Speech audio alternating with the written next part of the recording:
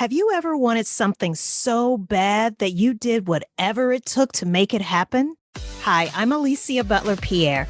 Back in 2001, I remember wanting to go to business school. I had to take the Graduate Management Admission Test, also known as the GMAT, to apply. As I began preparing to study for this test, I experienced a setback. I developed a cyst that required hospitalization for removal. I felt awful, but I never took my eye off the prize. I asked my sister to bring my study materials to the hospital. I mustered the energy required to continue my studies, and a couple of weeks later, I took the test and was eventually accepted into the business school of my choice. None of this would have happened were it not for my stubborn persistence. But my story pales in comparison to the one you're about to hear from perhaps the most ambitious and determined young person I've ever met. He gives new meaning to the expression, where there's a will, there's a way. And you're about to find out why and how he's using that mantra to apply operational excellence in his small business. This is season 13, episode 163. Let's start the show. Welcome to Business Infrastructure, the podcast about curing back office blues of fast-growing businesses. If you're a business owner or operator looking for practical tips and solutions to scaling your business in a sustainable manner, you're in the right place. Now here's your hostess, Alicia Butler Pierre. Having a tough time trying to explain ideas over a video conference? Try the Think Smart whiteboard. It's the fastest whiteboard software in the world and allows you to upload flowcharts and write on them while your colleagues are watching remotely. Call us today for a free demo. The number is 1-866-584-6804 or visit us online at getmytablet.com. Now that's smart. Think smart. It's season 13, and for the past several episodes, we've been focusing our conversations on operational excellence, what it is, and how to achieve it. And Hassan Dantata is joining us today in Kano, a state in northern Nigeria. He's the award-winning youth advocate and founder and CEO of Raven and Macaw Limited, a software as a service company offering fully integrated digital solutions exclusively for the optical industry. And he's only 23 years old. What drives, motivates, and inspires a person his age to accomplish so much? Well, you're about to find out. Hassan, aside from the issues that I had before we started this recording, thank you so much for being here today and for being so patient with me. How are you doing today? I'm doing great, and thank you so much for having me. It's such a real pleasure, and I'm happy to be here. Thank you. Oh, you're welcome. Now, Kano did I correctly say that it's a state in Nigeria, correct? Yeah, yes, Okay. the states in the north western parts of Nigeria. Yes, and it's there's a city also, right, called Kano. Yes, by the same name. exactly. Okay, Yeah. got it. I'm actually looking at a map right now of Nigeria, so I'm always curious to see where exactly people are in the world. Yeah. We were, just to let people know how we met, we were introduced to each other by Amal Hassan, and she's also a very successful entrepreneur who's built this amazing, thriving business also in Nigeria. And when I learned about your background, Hassan, I understood right away why she thought we should meet. And, I always tell people it's very easy to see people and companies for that matter, where they are now, people that we deem to be very successful. And it's very easy to see them for who they are and what they represent, as we see them presently, without an appreciation for that behind the scenes journey that it took that person to get there, or that behind the scenes journey that it took to get a company to a certain point. Now, your entrepreneurial story, it sounds like, starts in 2012 in a hospital room. What happened? Yeah. So I was born with a sickle cell disease, which is you inherit it from your parents and is life-threatening. And Yeah, so I was born with that, and not many people are fortunate because there isn't the cure in Nigeria. So I was fortunate enough to have a bone marrow transplant in 2012 in Manchester, and that's when everything basically changed, and that was the only cure for the disease. So you have this bone marrow transplant. I know you are, as I've read your story, you're in this hospital room by Yeah. yourself, and all you have is your mind and your sheer willpower. So sounds like something happened during your recovery period. So you have surgery. How old were you at the time? At the time, I was about 13 years old. Okay, you were 13. And so you Yeah. come up with an idea for your first business, right? Yes. Okay, and tell us about that. Actually, I came up with an idea just like about 3 years ago while I was still sick. And I was still in Nigeria then. It was just a little, selling sweets to my neighbors. And, I wouldn't even classify it as a business, but, that's when the whole kind of inspiration came from. And I knew from then, I wanted to become an entrepreneur.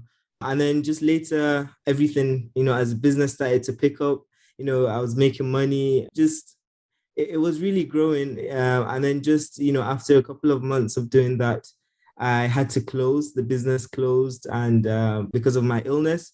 And I was admitted in the hospital with a crisis for about 3 months. And that basically brought an end to that business that I started. And then, I just gave up all hope. I said, this is not for me. I can't do this because of my health. Mm-hmm. I had so many restrictions, growing up and as a child. Many things that, you'd want to do as a child, like playing football, going swimming, I could just only dream of doing that because of my health. It was really that bad. And, the hospital almost became my second home. I was almost Mm. always in the hospital, in crisis, crying, so I didn't really see a light at the end of the tunnel. But then, later on, when I had the transplant, it was a 50-50 because in the beginning, I even told my doctors that, I didn't want to go ahead with it because, they said, this might not go very well. It's a 50-50 chance because of my complications. But, Mm. in the end, my mom convinced me to, it's the only way, it's the only chance. We'll pray and everything will be fine. And, thank God, everything turned out to be fine. So from that hospital bed, I started, having hope again. And, I started dreaming again. I started wanting to, in fact, I couldn't even wait to get out of the hospital. And that's when I started my kind of e-commerce business from the hospital bed, where I was just selling, phones and used phones. But that really, taught me a lot, from them because I was able to do a lot of research. I had a lot of free time.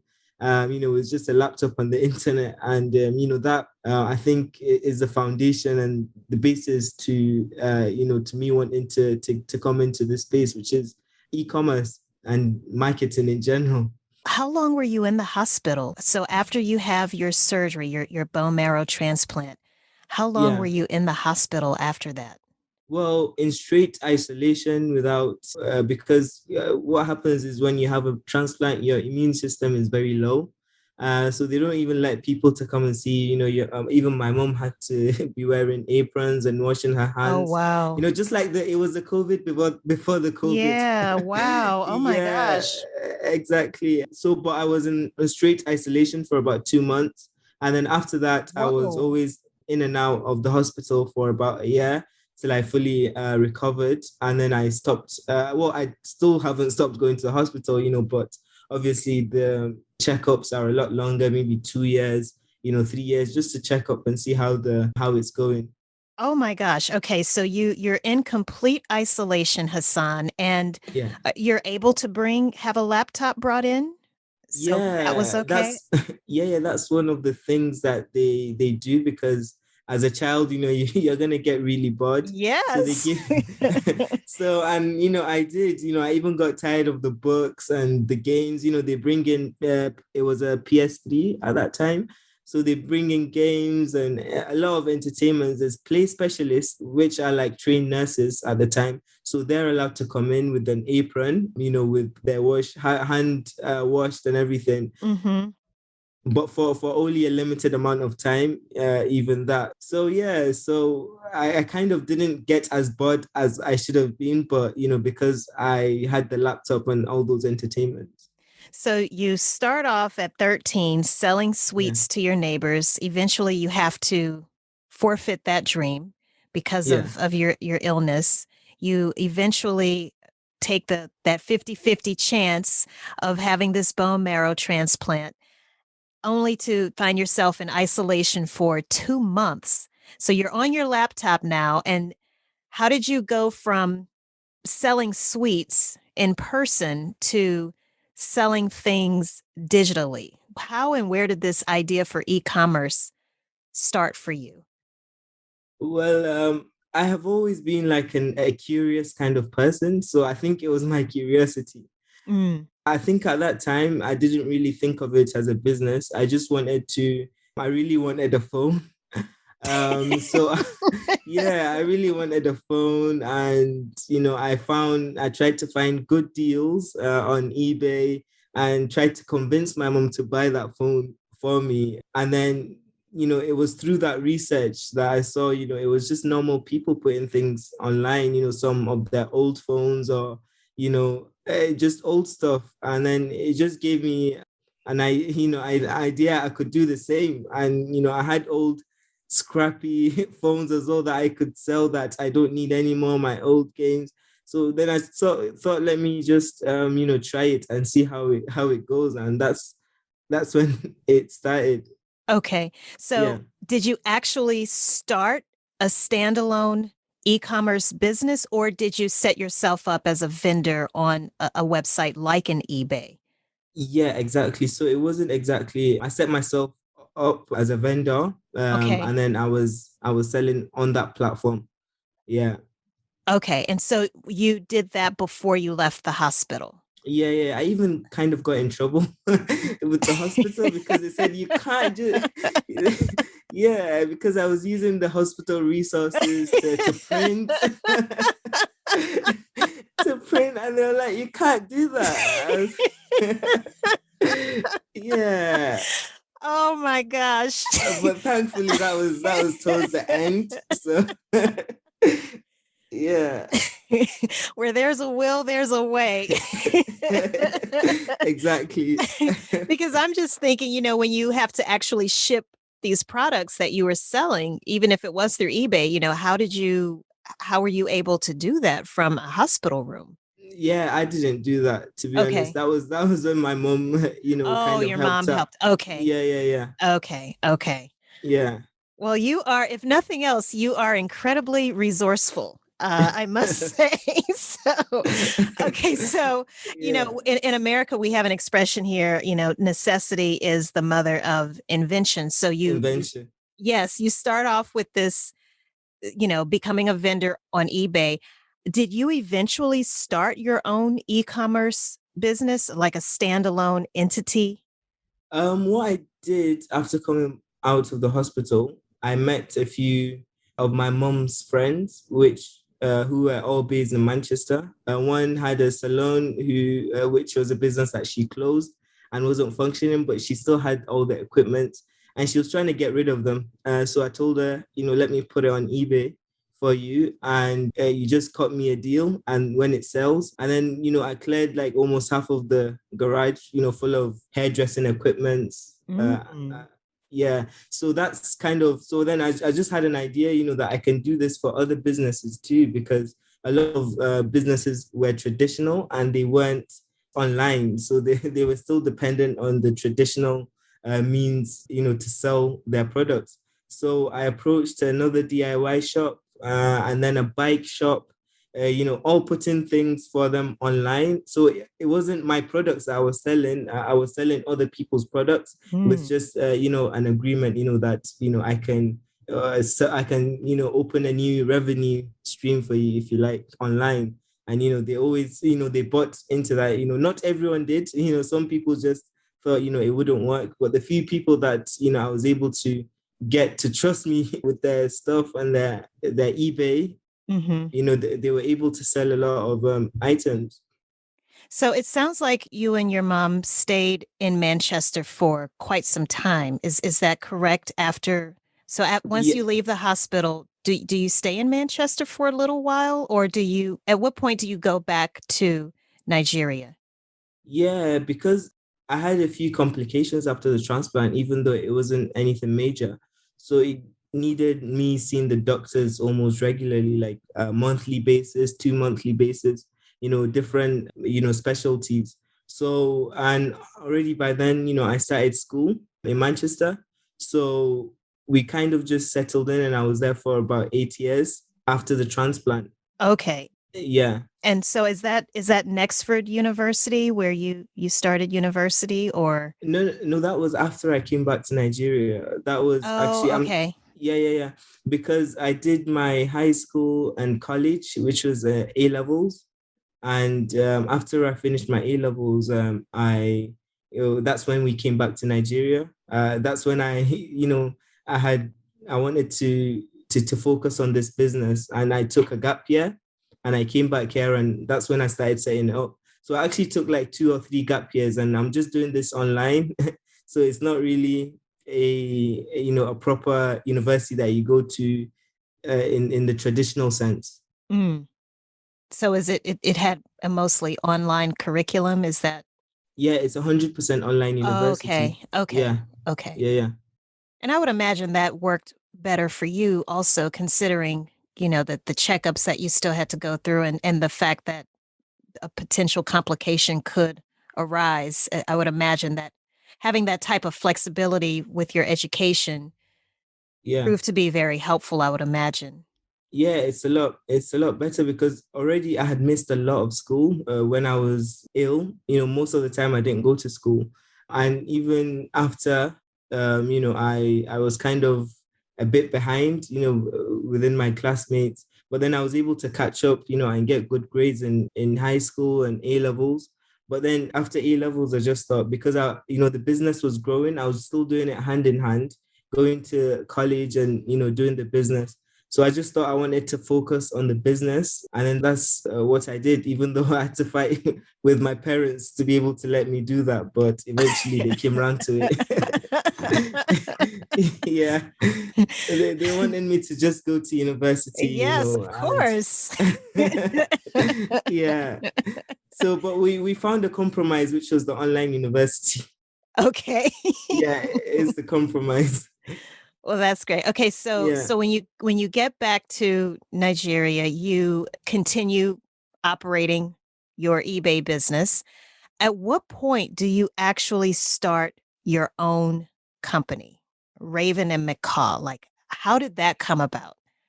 Raven and Macau came back immediately after I came back to Nigeria.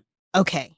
Yeah, and because it actually started before, kind of since I was in the UK. I had the idea because I knew I was gonna come back, but I wanted to retain some of my clients that were still there. And I knew most of the things that don't have to be there to do them, right? So, and it wasn't just eBay by then, by the time I'd finished, I'd already learned how to do websites and e-commerce. I was doing it for other businesses, even though it's not for mine, and also graphic design, social media. I'd already started learning all that. So I kind of convinced a few people, to let me manage their stuff for them remotely, Mm-hmm. so I don't have to be there. And then, yeah, and then it kind of worked out and it started picking up. And then, once I got back to Nigeria, that's when I really tried to set it up as a business model where it's like an outsourcing. We get the job done for you here in Nigeria, while most of our clients are based in the UK, and that's the model that we have now till today. So you formalize it into this new entity, Raven Yeah. and Macaw. But I know you have, is it a business partner? You've teamed up with an optometrist, right? Exactly. So the optometrist is actually my, one of the clients that first kind of trusted me with their whole social media and Mm, websites. And okay. then, he saw that was working. I was, we were making a lot of bookings and making a lot of sales. And then I made him a proposal. I was like, look, invest in this business and, we do this together.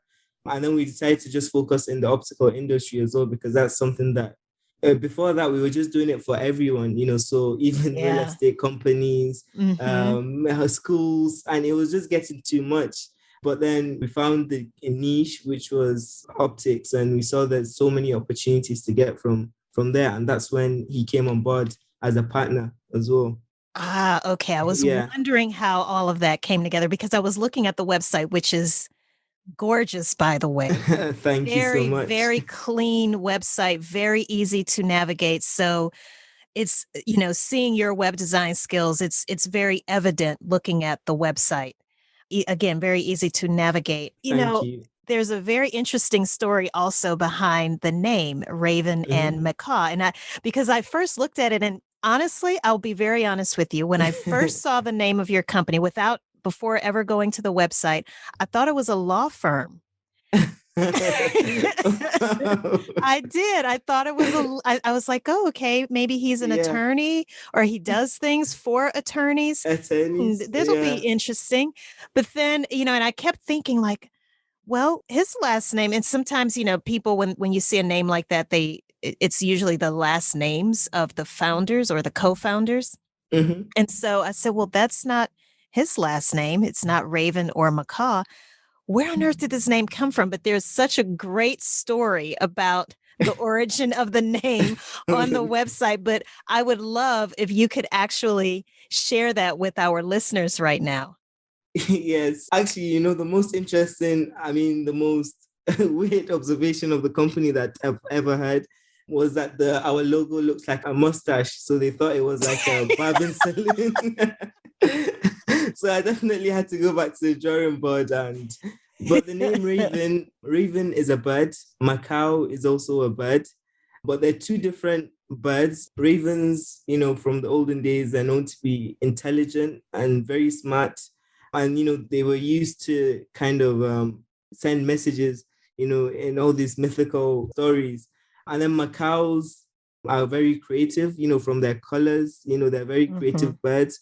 So it's like a combination of that, intelligent, geek, and then creativity from the macaws, that makes the whole team ravens and macaws. And even within the team, you're either a raven or you're a macaw. So that's how kind of our team is divided.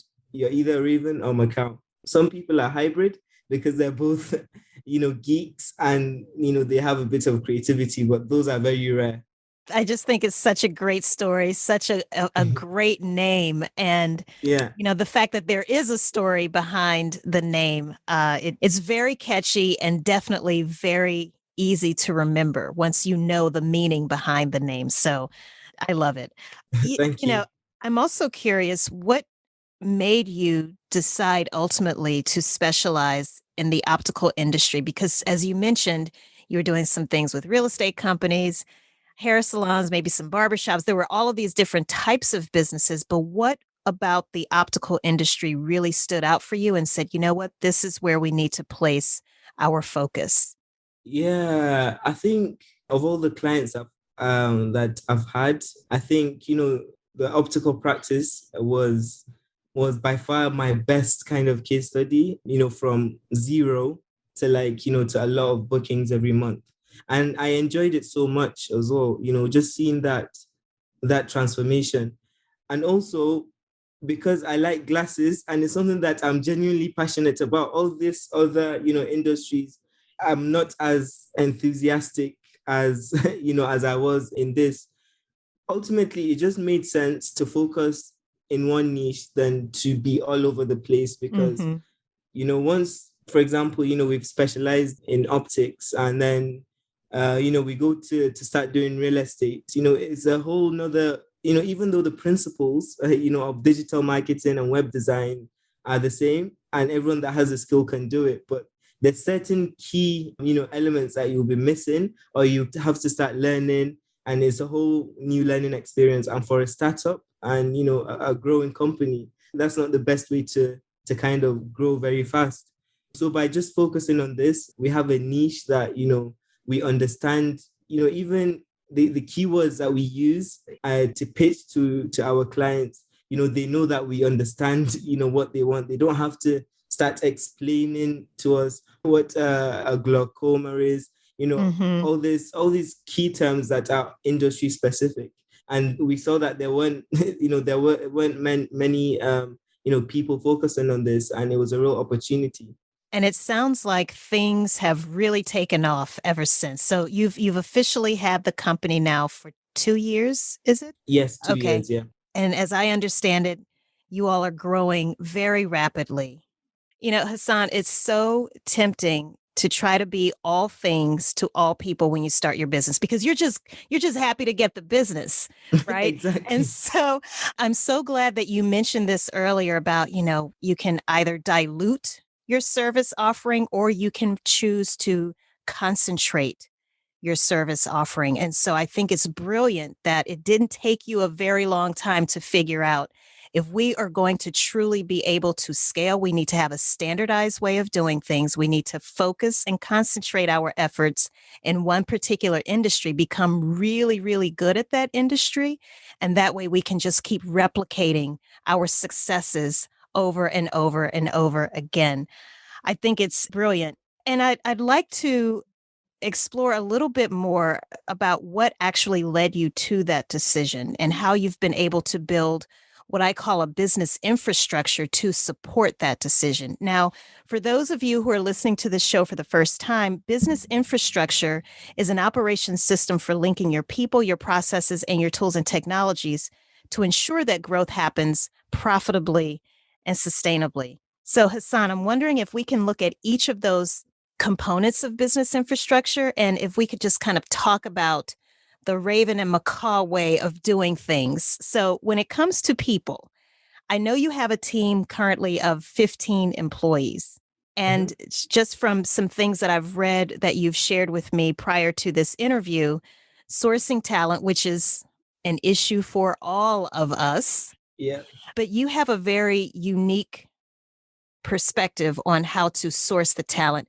And it sounds like a lot of it is a lot of the challenges that you faced are geography based. Is that Yeah, fair to say? Yeah. Can you tell definitely. us a little bit more about that? Yeah, I think this has been the single most biggest challenge that we're facing at the moment. Even though we're still experimenting with different things, but because of where we're based in the northern part of Nigeria, which is it's very unusual to see a tech company and an international tech company for that matter, operating there.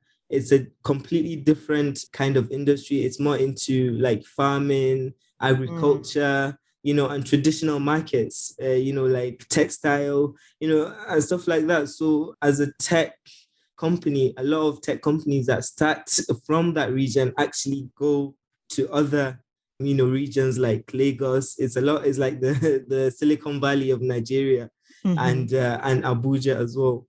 So the challenge that we've been facing is finding the right talents. There's a lot of unemployment in the state, yes, but qualified, skilled people that can do the work up to that international standards that we have is very, very rare. And that's why most of our staff are actually brought in from a different state, to Kano, and that's very costly to do. So we've been looking at ways we can, actually train people. There's two options that we have. Is either we train people and, build their skills, which takes time and resources, or we can move the whole company to a different city, which is like the last resort Hmm. because I'm really passionate about, helping and, making an impact in the community. I really want to be the first kind of tech company that did it in the north, or in Kano. Yeah. Yeah. It's a very impressive goal to have, Mm. especially knowing that you will be, if not the first, one of the first tech Yeah. companies to be able to successfully pull it off. And that's something I think, Hassan, again, so many of us struggle with this. Do we seek the people who already have the expertise and the knowledge? Or do we look for people who have the passion for learning new things? Yeah. And as long as we bring them in and they have that passion, you can train people like that really on pretty much just about anything because they That's do true. have that passion. But to Mhm. your point, there's pros and cons to both approaches. There's, Yeah. the difficult thing or the challenging thing about hiring people who already have the expertise is they're obviously going to want to be paid more money. And Mm-hmm. if you don't have, those financial resources at the time, especially when you're still considered to be in startup phase, that in and of itself can present a challenge. And then on the other side, when you're looking at the people who have that raw passion for just learning and are like sponges and they can just soak up the knowledge, you have to spend more time. So you're either going to be spending more money or more time. More time.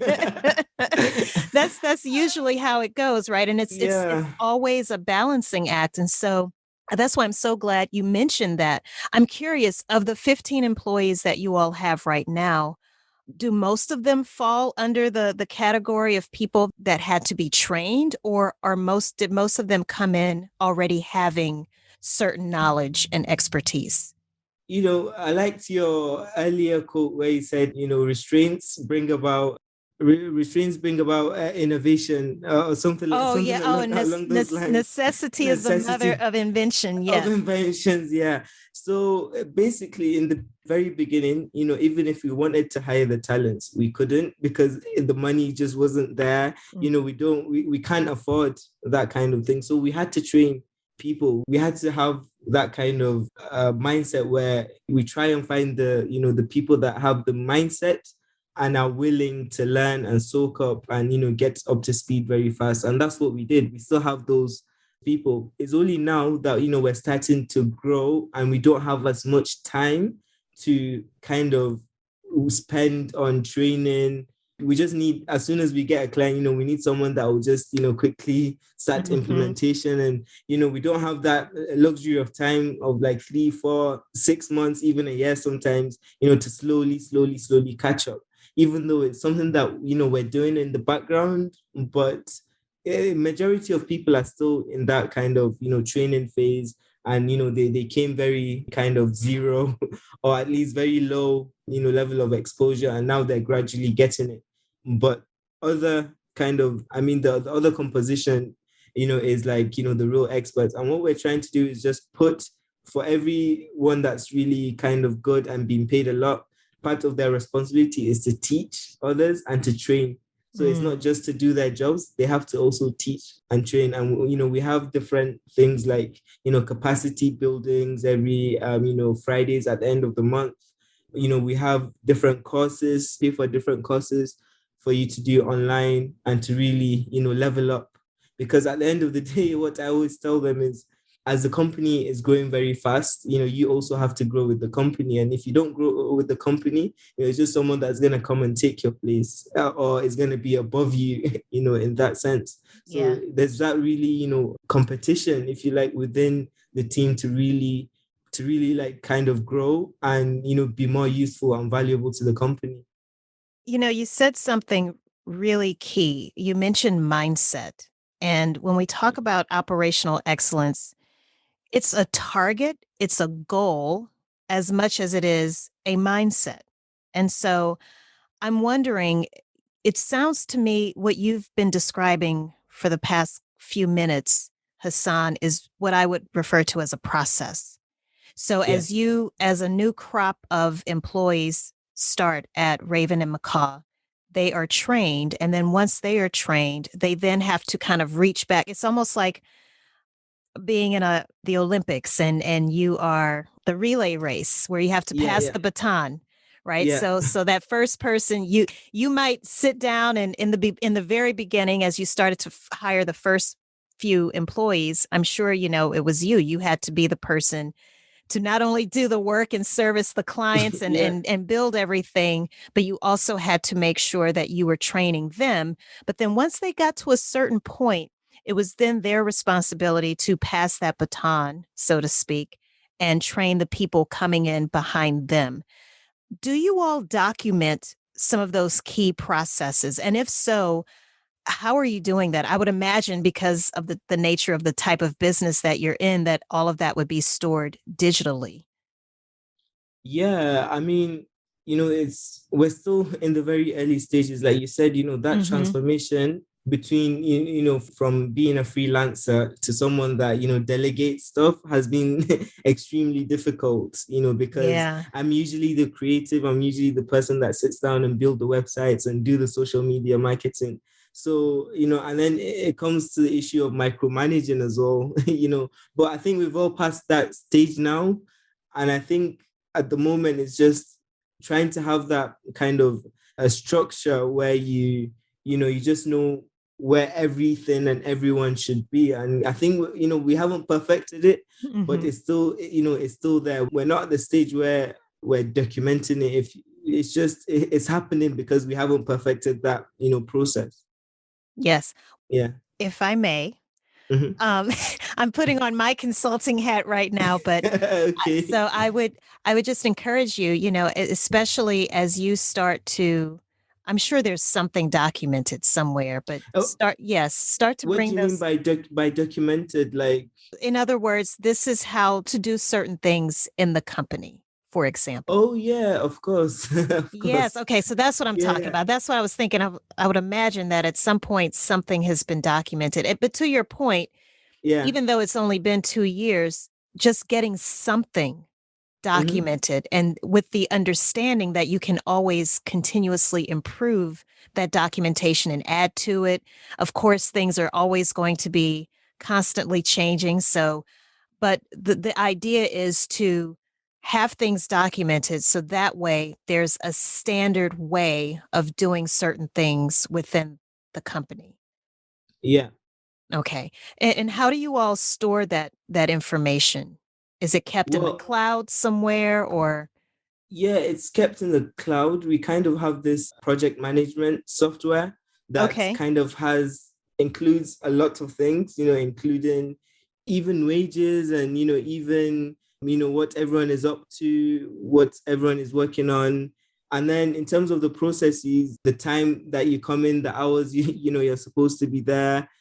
And then in terms of like the hiring policies, the contracts, it's all there on the system. Yeah, What's the name of that system if you could share that with us? it's work suite. So it's actually when we started, it was very difficult for us to kind of afford all these softwares that are pay monthly. Yeah. So we found one which is like a, I don't know, have you heard of work suite before? I haven't. No. Yeah, so it's it's very, like, I had to do a lot of research to kind of find it, but it's like a one-off payment and you integrate it with your website. And then Mm. yeah, once you do that, you have the raw code. And so we kept on changing it as time goes. We kept on changing it to suit our own peculiar business. So it's not like generic or something we can't change. So we keep changing the whole software as it is because we have the raw code. Is that what they mean when they say an API? I'm speaking from a total perspective of ignorance when it comes to software development, but is that kind of what you're talking about? That WorkSuite has this API that allows you to integrate with your website? It's not quite an API. It's like you Okay. download, it's a web application that you can basically edit and make it your own and customize it. Okay. Yeah. But it allows you to that it has that project management feature that you're talking Yeah, it about. has And it has all the project management features and the modules. I think I'll send you a link to it once after yes, this, so yes. you just have And a that look way at it. yes, absolutely. Thank you. And that way we can make sure we share it with the listeners in this episode's show Yeah. notes. I'm realizing we've talked about, the web design services that Raven and Macaw offers, but we didn't talk about the software in and of itself. Now, did you develop the software yourself? And if so, what exactly does this software do? Yeah, so this software is a project management system software for just opticians. And yeah, we designed it at Raven and Macaw, but I didn't personally. We have a fantastic team of software developers, which, they've been working on it over the past years, and we've only just, launched it a few months ago. And it's basically an A to Z kind of, optician would need to Hmm. manage their practice, from analytics to managing their patients to email notifications and SMS to, dispensing and the till system, accounting, is from A to Z, and opticians would need. And we did that, based on, the experience we have in the optical industry and, what the pain points were that we were, seeing from a lot of the practices and our clients. Is essentially we're targeting the same people with the same software that we're doing, digital marketing for. It's just an additional tool for them to help manage their whole business practice. So it's literally handling all of the back office operations. Yes, for exactly. the business. Okay. Yeah. That is wonderful. Yeah. So that's clearly a resource, and you mentioned WorkSuit. You also referenced online courses.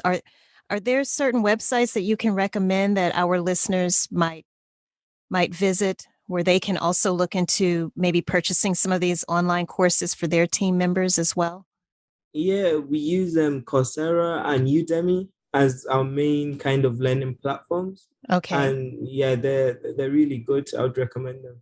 And are there any other resources, Hassan, that you would recommend that you've found to be very helpful for you as you've been building your practice, building your company, and it's a software as a service company now officially. Yeah. But have there been any other resources that you found very helpful in particular? I know you are a member of the World Economic Forum's Global Shapers community, so I definitely want you to tell us a little bit more about that as well. Yeah. In terms of more resources, I think my biggest resource to date, and from when I started from the hospital bed, has always been Google. Google has always been the biggest. Whatever I wanted to learn, it's not like I went to school to learn these particular skills. I learned them all online. And, from just doing a lot of, research on Google, I was able to find a lot of, good kind of ways to do things and ways to think about things, and good tools that, help manage. We also use Slack. Slack is a very good resource we use to kind of chat and communicate. Slack is phenomenal. Yeah. It is such a great tool. It really is. Well, Yeah. this has been fantastic. But what is the World Economic Forum's Global Shapers community? Yeah, so it's a community of young people all around the world. I think it has over 300 to 400 hubs around the world in different cities. And it's basically young people, coming together and trying to make change within their communities and the world at large.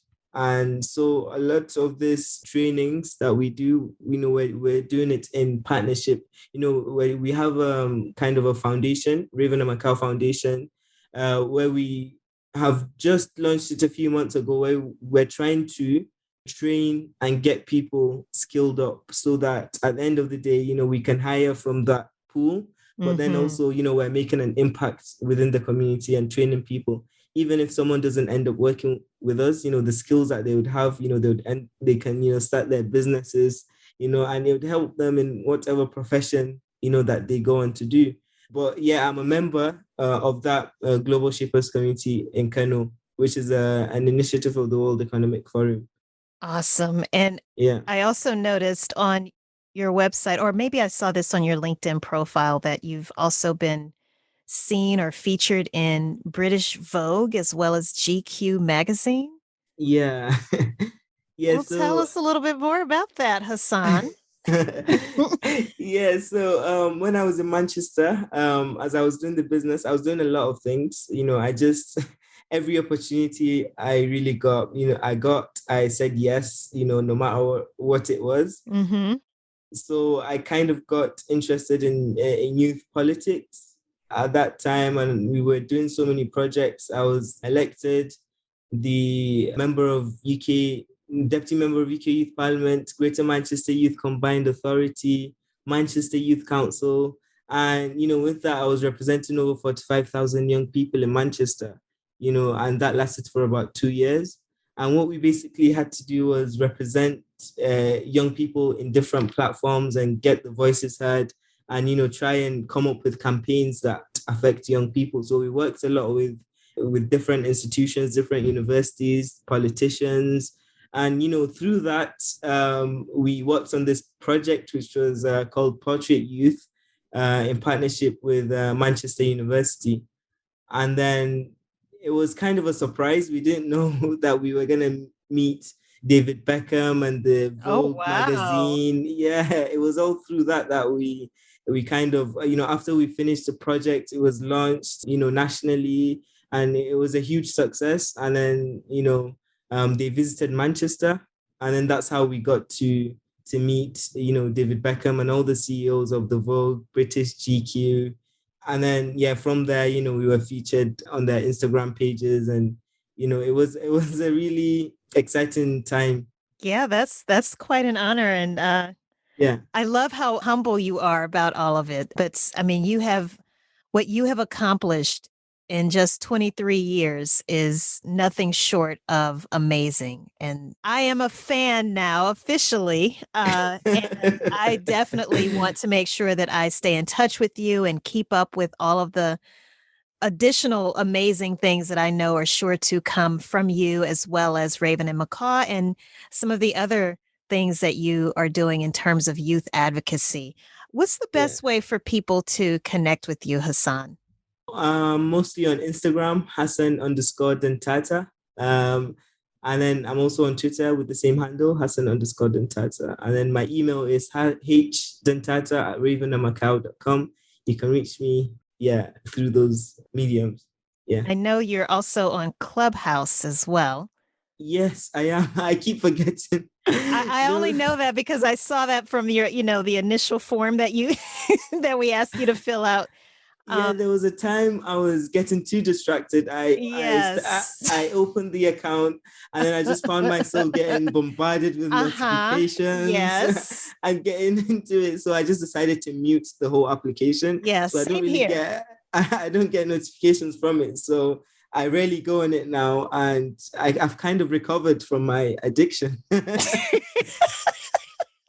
Yeah, Yeah. I found myself I just got sucked in, and it is like going down a rabbit hole. And to It your is. point, you start getting the notifications on your phone, and it's like, oh my goodness, do these people ever sleep? Um, Sleep, yeah.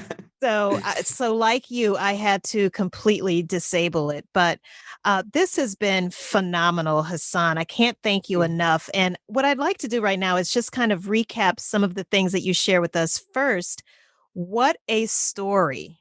Starting off with, telling us, and thank you for sharing such a personal aspect of your life with us. I wanted to make sure I thanked you for that in particular.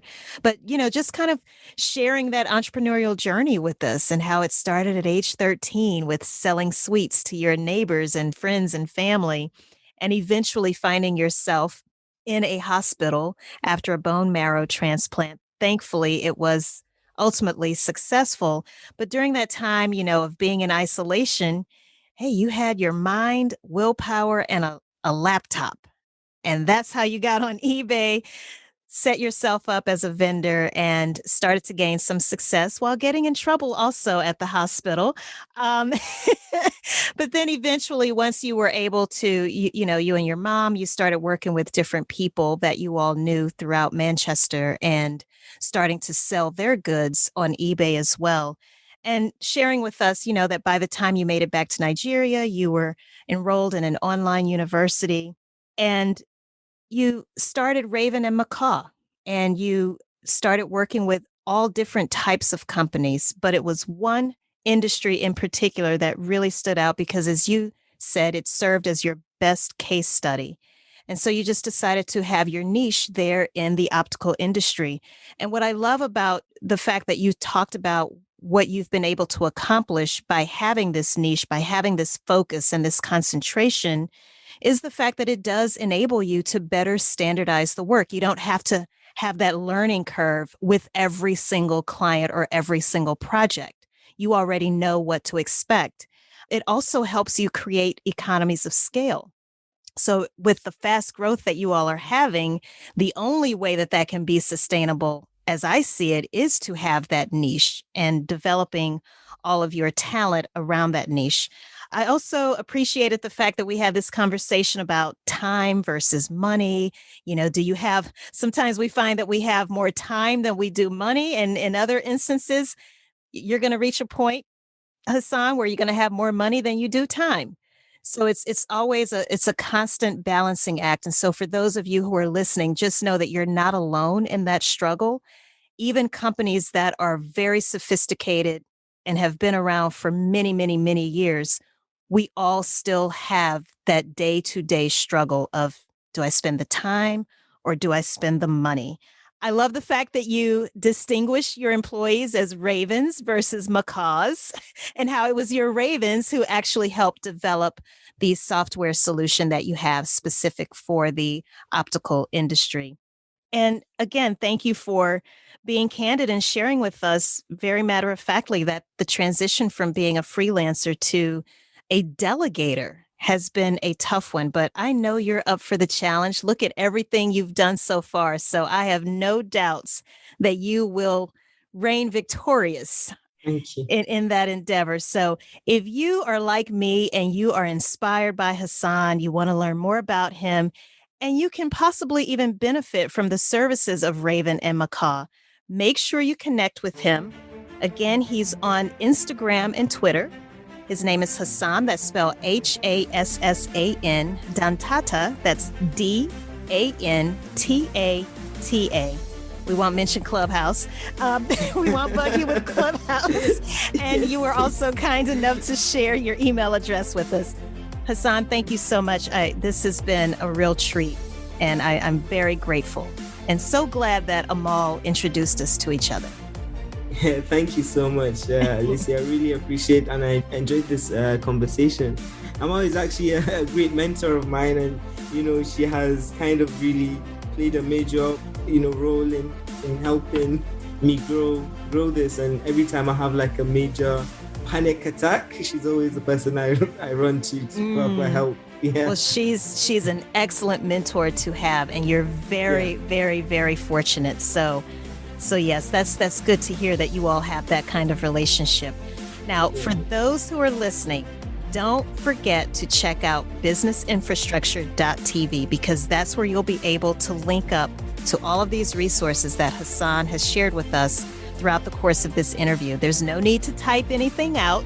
Just click the link that's available in this episode's description wherever you're listening to the show, and it'll take you directly to that list of resources. And once you're directed there, you'll also see more information about the HubSpot Podcast Network, as well as our sponsors. Make sure you support them, please, because when you do, it helps us keep this show free for you. Again, just click that link that's available in this episode's description. Thank you so much for tuning in and for being a loyal subscriber. Remember, stay focused, be encouraged, keep operating as good on the inside as you look on the outside, because this entrepreneurial journey is a marathon and not a sprint. Until the next time. Thank you for listening to Business Infrastructure, the podcast about curing back office blues with Alicia Butler-Pierre. If you like what you've heard, do us a favor and subscribe, leave a rating and review, and more importantly, share with your colleagues and team members who could benefit from the information. Join us next week for another episode of Business Infrastructure with Alicia Butler-Pierre.